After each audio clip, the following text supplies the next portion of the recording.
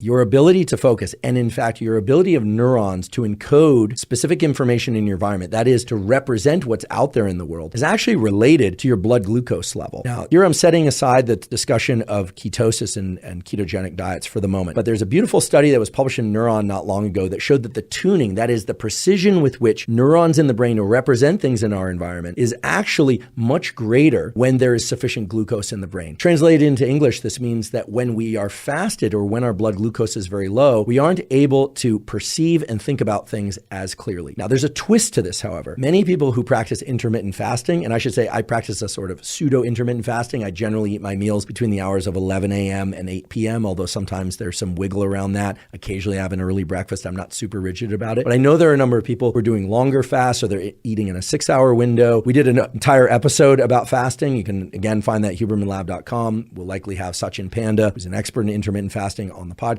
Intermittent fasting has a lot of different potential benefits. For some people, it's a convenient way to restrict their calories. For other people, it's a convenient way to avoid eating. That is, it's easier to not eat than to eat a small portion, so they opt for intermittent fasting, and so on and so forth. But one of the things that you hear very often is that some people like being fasted because they like the clarity of mind that it provides. Here's the situation. Neurons, unless you're in a ketogenic diet, really thrive on glucose. They love glucose. And as I mentioned before, your ability to think and perceive things is actually enhanced by having sufficient glucose in your bloodstream. So why would it be that some people experience a heightened state of mental clarity when they are fasted? I've certainly experienced that before. Well, I should say that provided you're well hydrated enough and you have enough electrolytes in your system, what tends to happen is that when you ingest food, there's a shift in your nervous system towards so-called parasympathetic mode. That is a more relaxed, you probably heard it as rest and digest, although it does other things, a more relaxed mode that can indeed make us very sleepy. If we have too many carbohydrates, it actually can make us quite sleepy. However, if we have any food, if we have enough of it, that is, if our gut is full, it diverts blood to our gut and we become sleepy and we can't focus as well. So a lot of people really like fasting in the state of being fasted for focus and concentration because they don't have as much of that parasympathetic activation. They're just not as sleepy. And in fact, under those conditions, half as much caffeine will give you just as much lift as twice as much caffeine will give you on a full belly of pasta. And that's just the way that caffeine interacts with blood glucose.